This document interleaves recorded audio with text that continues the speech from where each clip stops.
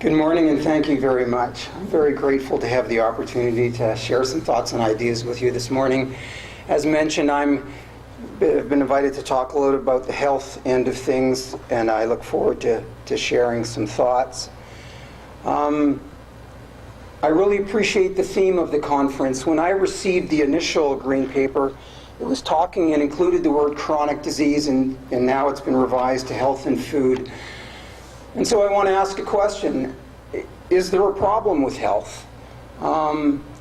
Is there an issue that we're talking about this? And the second thing I want to get into, if there is a problem with health, what's causing the problem? Okay, so the first thing I want to say is that most of us are very pleased with our healthcare system. It's been a source of national pride, and Canada has often been considered a nation that cares for its people. But there is a problem that's eroding our healthcare system that many are not aware of. And the medical literature, which is the Bible and foundation of medicine and medical research, is increasingly discussing, and I'll just quote from the Lancet editor, which is one of the leading medical journals in the world, that there is a neglected epidemic of chronic disease. The government of Canada a number of years ago talked about the burden of preventable death and disease that's been rising and is now challenging the sustainability of our healthcare system. And increasingly, our chronic care institutions are being inhabited by younger residents with chronic illness. I'm a clinician. I work with patients who have chronic physical and mental disease. That's the area of medicine that I work in. 50% of my time is also involved in doing research and medical research, and so I want to present some of the findings for you. If we say, okay, if we have a neglected epidemic of chronic disease, what are we talking about? Well, let's look at the different ends of the spectrum in life. If we look at the older population with regards to Alzheimer's and dementia, the rates of this illness have been increasing dramatically in younger and younger people. And the president of the Alzheimer's Association recently said that it's growing so quickly that the skyrocketing financial and personal costs will devastate the world's economies and healthcare systems. Some people say, well, yeah, that's because we have an aging population, but let's look at the other end of the scale. If we look at children, and I'll quote from the journal of the American Medical Association, the second leading journal in the world, the number of children and youth in the United States with chronic health conditions has increased dramatically in the past 4 decades. All kinds of serious and chronic illnesses, diabetes, high blood pressure, inflammatory bowel disease has gone up tenfold in the last 10 years in children. If we look at autism, a major problem in this province, a chronic neuropsychiatric disorder, the incidence, it was a rare disease in the 1950s, about 1 in 10,000. The official figures, most recent in 2010, now 1 in 68 children, estimated for 2015, 1 in 35. If this rate of increase continues, it will be 1 in 2 by 2040. If we look at genders, women, the incidence of gynecologic issues and reproductive problems has increased dramatically. If we look at men, also, for example, prostate cancer has gone up significantly. In 1923, the lifetime incidence of cancer was 3% of the population. In 2010, it was 1 in 3 women and 1 in 2 men. The World Health Organization recently released a report in 2014 saying that there has been a significant increase in cancer in young as well as in older people, and they anticipate a 50% increase in rates of cancer over the next 15 years. Chronic pain clinics all over the world are increasing. In Canada, massive wait list to try to get into a chronic pain clinic. We have more and more chronic pain specialists. We now have a high incidence of adolescents with chronic pain looking for relief. And this is one area of astonishing concern, and that's the rates of mental illness. When I graduated from medical school in 1979, I was taught that the incidence of mental illness in Canada is about 1 in 20 lifetime risk. Now rates are about 1 in 4 and increasing. I was just speaking at a conference in the US where one of the psychiatrists was saying that 26% of young reproductive age women are on psychotropic medications for psychiatric problems, and this is a leading cause of disability. My friends, the medical literature reveals, yes, we do have a problem. That in fact there is declining health of the population due to an escalating epidemic of chronic illness. And in fact, in Canada now, more than 80% of healthcare is not dealing with accidents and acute things. It's dealing with people with chronic illness. Now, when you present this information to people, their often response is, what are you talking about, declining health of the population? People are living longer than ever before. Let's look at the life expectancy rates. Like in 1920, men generally lived to about 59, and now they're living till over 80. How can you say we have declining health of the population? But my friends, life expectancy is not a measure of health. It's just the average age of death. The huge rise in life expectancy has been because of the big increase in infant survival. Okay? If we look over the last 60 years, infant mortalities have dropped by close to 90%. So if you look at the calculation, let's say we want to calculate life expectancy. So if we take two people, one who dies at 90 and another that dies at 80, we add them up, 170, divide by 2, 85. So life expectancy is 85. But if you take another, one die at 90 and then an infant that dies at 1 day of age, that's 90 and 0 divided by 2, your life expectancy is 45. So if you remove all these infants dying, of course you're going to see a huge increase in life expectancy. If you want to look at real life expectancy increases, you want to look at life expectancy from age 60 onwards. Okay? And so if we look over the last 60 years, the improvement in life expectancy for both men and women has been about 5 years. But this has been predominantly to major advances in medicine in acute care. Trauma, dealing with heart attacks, dealing with infections. Sheila and I have a son who's an emerge doc, and he's saving lives every day. This is acute care medicine, so we're great at saving people. So yes, we do have an increase in life expectancy because of those kind of interventions.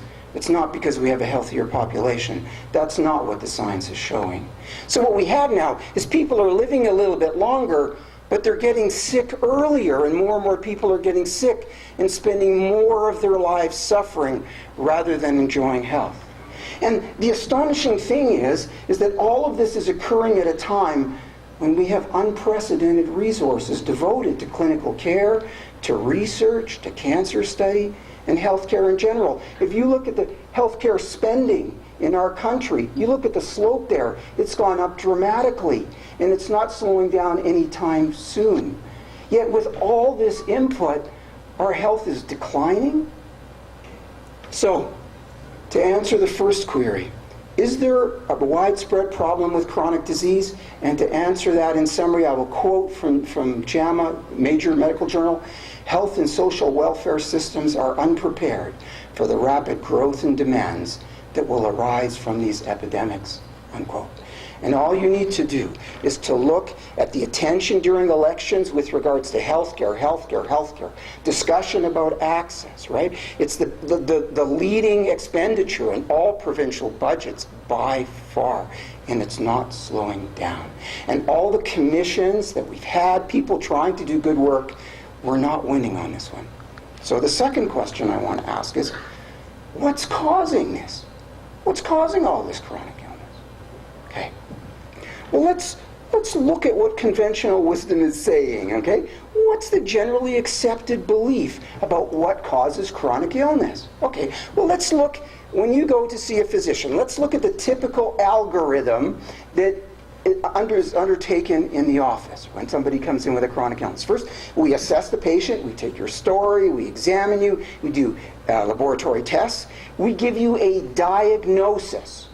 All a diagnosis is a label that describes your symptoms. For example, if we were to say, you have osteoporosis. Osteo is the Greek word for bone, porosis is the Greek word for holes, right? But osteoporosis has a lot more panache than saying you've got bones with holes, right? It's just a way that we in medicine communicate. It doesn't tell you what the cause of your illness is. Or if we say you have ulcerative colitis, right? Ulcerative means you have ulcers. Colitis is just the Greek and Latin words for inflammation of your colon, your intestinal tract, right? So these are just words that describe your symptoms. They don't say what's causing it. But then from there, we treat you with medicines and surgeries, right? And then most people then spend the rest of their life with their chronic illness, taking their medicines, and if that doesn't work, they have their surgery. That's the way that medicine functions for the most part. We have these things called clinical practice guidelines that use this algorithm of care, and that's how physicians operate. We assess the patient, we give them a diagnosis, and then we treat them. But what's causing all this? What do people think is causing all this?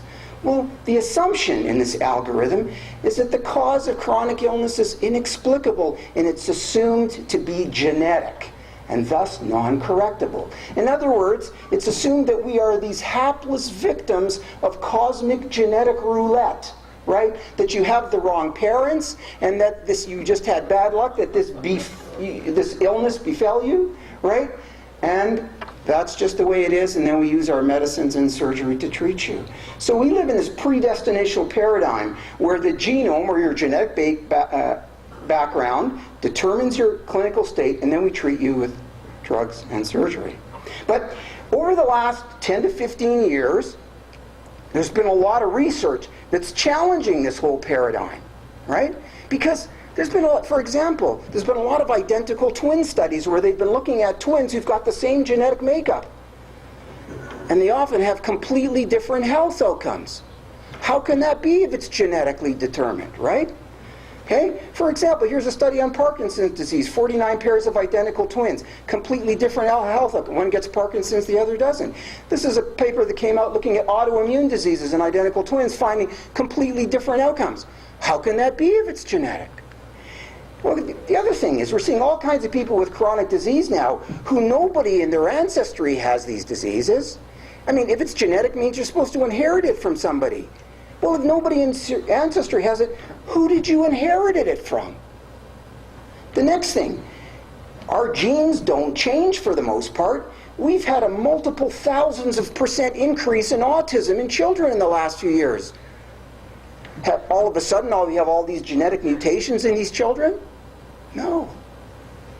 The next thing is that if it's genetic, how come it moves when we go from one area of the world to the other? For example, if you look at the older Japanese population, who are traditionally extremely healthy, but you move them to North America and they adopt our lifestyles, their health starts tanking, and they start getting chronic disease like us. Did their genes change on the boat over? Right? Right?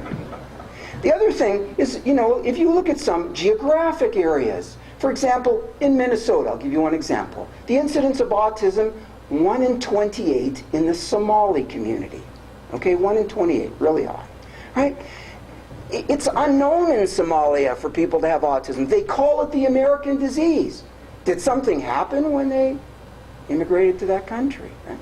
So the obvious conclusion now in the scientific literature is that this predestinational model of illness is not right. And there must be other factors along with genetics that are contributing to health and disease. Well, what might they be? Okay. Well, now there is an explosion in research in the scientific world that's looking into the molecular and cellular basis of disease that are influencing cell function. And some of the findings are astonishing. And what's being found? I will just review it in the short time that I have today, and I will tell you that we are now on the cusp of change in terms of the understanding of what's causing disease. And this genetic paradigm is misguided, right? And what's being found, and I'll quote from the Centers for Disease Control, major international health body, that virtually all human disease results from the interaction of genetic susceptibility and modifiable environmental factors, unquote. So what that means is, yes, our genetics is important in that it may predispose us. Like my dad has diabetes, so maybe I've got more of an inclination to that. And maybe the next person, their dad has, ulcerative colitis, and so they may have more of a predisposition. But it's the environmental factors that are acting on the genes to determine whether or not people come out with disease. So this predestinational model is incomplete. And this appears to be the more accurate model of illness, that it's a predispositional model. Our genes predispose us, but our environment is what's controlling the genes and determining whether we come out with the disease. Well, that's incredibly good news, because our genes are fixed. We can't change those, but our environment we very much can change. And so if we can correct our environment and modify it and maximize it, perhaps we can overcome chronic disease. Perhaps we can prevent it. Okay. And the emerging evidence recently published in a major journal found that 70 to 90%, and it appears to be increasing to the higher number all the time, is primarily related to environmental factors. Well, what does this mean, environmental factors? And what environmental factors am I talking about? Well, if we look at any functional system, whether it's your dog, your cat, your car, your computer, your plant, or yourself, there's only two things in the environment that are required. And one is that you get what you need from your environment, and secondly, you keep away from what's harmful, right? We even have a term in medicine now that's come out recently. It's the exposome, which refers to the totality of those environmental factors from the moment of conception onward that is interacting with your genes to determine health, right? So, I mean, simply put, like, my dear wife Sheila loves orchids, so sometimes I buy her orchids as a nice thing for her. And so if we think of the orchid, right, in the seed, there's all the genetic material to become this beautiful plant. But in order to do that, it has to get what it needs. It needs water and sunshine and nutrients. If you deprive it of one necessary element, even though it may have great genetics, it can't thrive, right? So it has to get all the things that it needs. On the other hand, if it gets everything that it needs and you spray it with something that's toxic to it, like Roundup, right, the plant is toast. So any functional system, in order to thrive, has to get what it needs and has to be away from what's harmful. That's it, my friends. So the environment, it's the food that we eat, the fluids that we drink, the air that we breathe. These are critical to individual and public health. So the decisions made about food are profoundly important to health and the well-being of our nation. The intricate science is now showing at a molecular level that in terms of the environmental factors that are causing problems, it's deficiencies and toxicities that people are sustaining in their environment that are causing this chronic illness. So the current model of illness then is our genome in relation to our environment, deficiencies, and toxicities. Right? And there is a field called epigenetics, which is the study of factors that control genes. It's exploding in the scientific literature, and two guys won the Nobel Prize for their work in mechanisms of gene expression, so this is getting lots of recognition. I'll just give you one example. Okay, this is a publication, or two publications in major journals and cancer journals, right? Where they took animals who had a genetic marker predisposing them to a certain kind of cancer. Right? You know, recently there was attention in the news about a famous actress who had her breasts removed because she had a genetic marker predisposed. But there's lots of people who have that genetic marker who never come out with the breast cancer.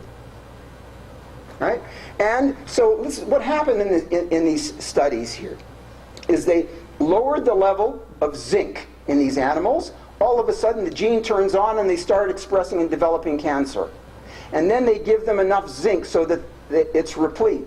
The gene turns off, the cancer starts regressing. That's incredible.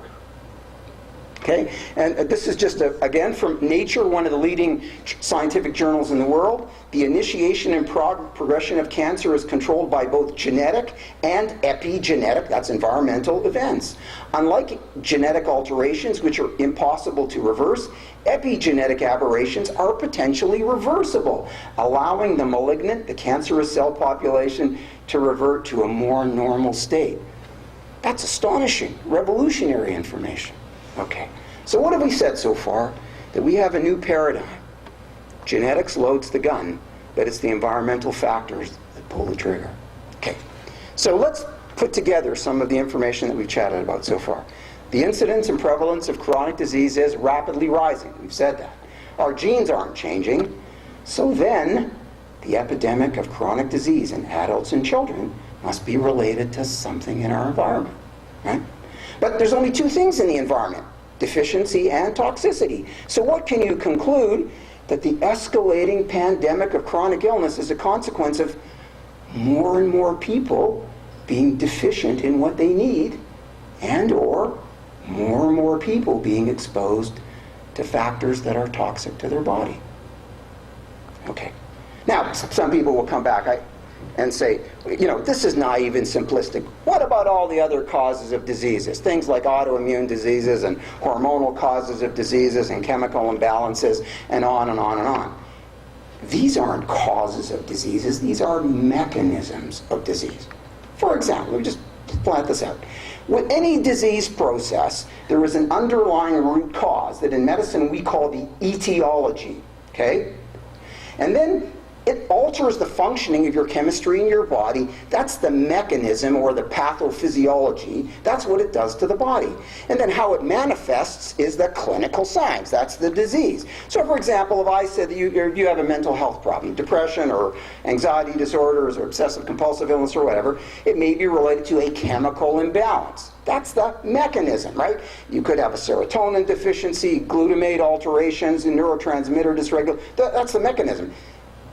But why do you have, that alteration in your brain chemistry? Or if you have a hormonal problem, like let's say you've got diabetes or polycystic ovarian disease or something, where you have, alteration of your hormones. But what's caused your hormones to be altered? That's what we call the etiology. Or you have an autoimmune disease like Crohn's or Hashimoto's or something, or MS. It's an autoimmune where your immune system's fighting itself. But what causes the immune system? And let me tell you, there's abundant evidence in the literature that's clearly showing these things in its deficiencies and toxicities. I'll just mention with autoimmune disease. For example, in Bhopal, when there was an explosion, people got chemicals into their system. When your cells get chemicalized, the immune system doesn't recognize them as being normal anymore because they've got these abnormal chemicals, and it begins to attack your own body because the cells have been chemicalized, right? So, to answer the second query that I brought forth this morning, what are the origins of this chronic disease pandemic? Well, according to the Center for Disease Control, it's the genome-environment interaction, and it's primarily environmental. So thus, many people must be deficient in what they need, and many people must be being exposed to toxins. Okay, what evidence do I have? So this morning I'm going to present a little bit about the evidence for deficiency, and in my workshop this afternoon, for anyone who's interested, I'm going to talk a little bit about toxins. Right? Are people in the Western world really deficient in basic essentials that they need for their body to function? People say to me, what are you talking about? You got smorgasbord grocery stores, stuff all over the place. How could people be deficient in what they need? Well, it's being found that all kinds of diseases are associated with deficiency states, and thus the role of food science and clinical nutrition is paramount. The U.S. Surgeon General, recently, faulty nutrition is significantly contributing to most mortality in the U.S. The Center for Disease Control, the rise in illness and chronic pain are attributable in part to nutritional factors. So this isn't my idea. Major bodies, medical bodies in the world are saying this. Now, let me give you a couple of examples. Vitamin D, right? It's been found that vitamin D is involved epigenetically in regulating over 2,700 genes. It's controlling all kinds of gene function. And so, if you don't have enough of it, it's associated with all kinds of cancers, high blood pressure, dementia, diabetes, immune problems, gynecologic problems. I could go on and on and on, mental health problems. Okay? But the recent research in Canada is showing that more than 70% of Canadians have insufficient levels of vitamin D. Myself and another guy did research in Edmonton. We tested vitamin D levels in the population. This is published in a major journal. We found, that the overwhelming majority, about 70+ percent, had significantly insufficient levels of vitamin D. So And vitamin D is involved in neurotransmitter production in the brain, so if you don't have it, you're more likely to have mental health problems. It's been associated with various cancers. For example, a study recently done and published looking at breast cancer, which is such a plague these days and causing so much grief for individuals and their families, right? Like, what they did here is they looked at people who had high vitamin D levels and those with low vitamin D levels, and they found that those with high vitamin D levels had a 50% less risk of ever developing breast cancer. Right? This is another study that was published in a major journal where they just took a whole bunch of postmenopausal women, and all they did was a placebo-controlled trial. They divided them into two groups. Half got a placebo, the other got vitamin D supplementation. The risk of getting any cancer dropped by 77% in a group that got supplementation of developing any cancer. Like, astonishing, right? And this one takes the cake to me. Some of you may know that there is a big push now with regards to colorectal cancer because the rates are going up through the roof. And people are recommending, annual exams and screening stools once you reach a certain age. And some people are recommending, taking a colonoscope where they put this long hose up to take a peek to see if there's anything developing, right? Because they want to pick it up early so that if you have it, so before it's spread. Now, I'm going to say that in the scientific literature, right, what is the impact of these early detection programs? Well, it's anticipated that it will reduce colorectal cancer mortality, meaning death, by 13 to 15% over the next 20 years. And you say, all this incredible expense and effort and medical intervention and doing all these procedures for a 13 to 15% increase, but over hundreds of thousands of people, that makes a significant decline in mortality. But let's compare this to vitamin D normalizing it. And again, this is published in The Lancet, okay, one of the top 3 journals in the world. This is not in the National Enquirer, okay? And so basically, they took huge numbers of people, and they found that those with high vitamin D levels compared to the low, the ones with high vitamin D levels, 75 to 80% less chance of ever developing colorectal cancer by normalizing vitamin D, right? Yet we have 70% of Canadians and similar numbers in Alberta here that are just deficient in this nutrient. Okay. Magnesium deficiency. 58 to 68%, depending on where you are, deficient in magnesium, a fundamental nutrient required for so many processes in the body. And deficiency of magnesium leads to all kinds of problems. Arrhythmias of the heart, constipation, migraines, chronic fatigue, insomnia, hyperactivity, and I could go on and on and on. Okay? Folate deficiency. Okay, so here's another vitamin. 22% of reproductive age women deficient in this. Deficiency of folate leads to Down syndrome, autism, open neural tube defects, a number of things. Yet we have a very significant percentage of young people deficient in this. Here, 5 minutes, great. On omega-3 fat deficiency, right? All kinds of people deficient in DHA, and that leads to assorted problems. So what we're seeing is that so many people in our nation are deficient in a basic vitamins, minerals, and essential fats. In the short time I have, I've only given you a few examples. I could give you many more. Okay? Why are people deficient in these things? And that I will leave to some of the experts that will be speaking to you over the next couple of days. Clearly, the way people are eating is a huge thing. There is less nutritional value in many foods. And thirdly, many toxicant exposures, as I'll talk about this afternoon, interfere with the ability to absorb, assimilate, and utilize these nutrients, right? So, I'm going to get back to my perspective here, and that's as a clinician dealing with patients. So what does this mean? As I said, I deal with chronic disease all the time. Well, if people come in then, and they're sick and chronically ill, we can now do investigations where we can see, are they missing things that they need? We can do testing. And we can do tests now to see if they've got toxic stuff in them. And then if they're deficient on things, we can address those deficiencies. And then if they've got toxic stuff in them, we can use interventions to address those toxicities to get them out of people, right?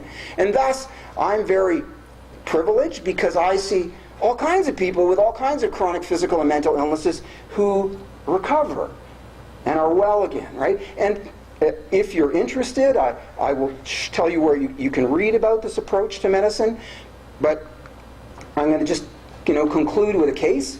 And this is a gentleman who has disabling rheumatoid arthritis. He's a 54-year-old man, who had rapidly deteriorating 10-year history of rheumatoid arthritis, disabled in pain. He's on 2 medications that are causing side effects, but he can't function without them. He was working in Fort McMurray. He's unable to function without his medications, and he was having now complications from the drugs that were causing increasing blindness and trouble, and so he came in desperation.